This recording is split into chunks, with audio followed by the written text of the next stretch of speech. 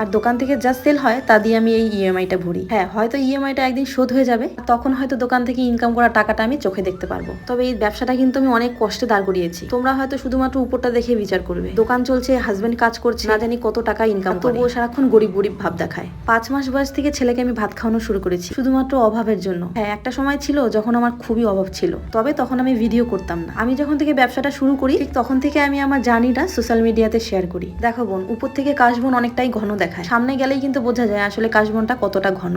আর last একটা কথা বলেছে জমি জায়গা নিয়ে। আমাদের তো তাও নিজের জায়গা আছে, আর তাদের নাকি থাকার জায়গাটুকুও নেই। দেখো, তোমাদের থাকার জায়গা নেই সেটা হলো তোমাদের কপাল, আর আমাদের থাকার জায়গা আছে এটা আমাদের ভাগ্য।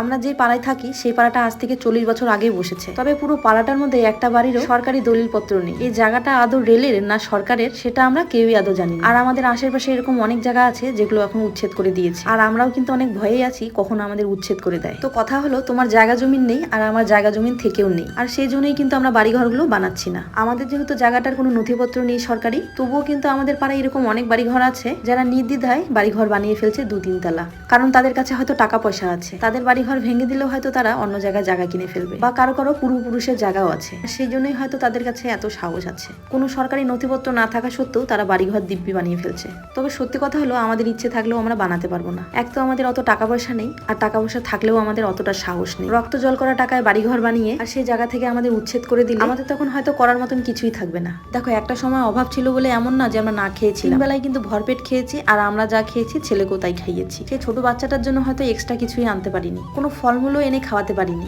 তবে মানুষের সময় সব সময় খারাপ যায় না, মানুষ চেষ্টা করলে নিজেদের সময়টাকে পরিবর্তন করে ফেলতে পারে। আর এখন এই জায়গায় দাঁড়িয়ে নির্দ্বিধায় বলতে পারি আমরা সময়টাকে আগের থেকে অনেক চেঞ্জ করে ফেলেছি, আর আমরা আমাদের শেষটুকু দিয়ে চেষ্টা চালিয়ে যাচ্ছি আমাদের ভবিষ্যৎটা যেন এর থেকে আরো বেশি সুন্দর করে তুলতে পারি।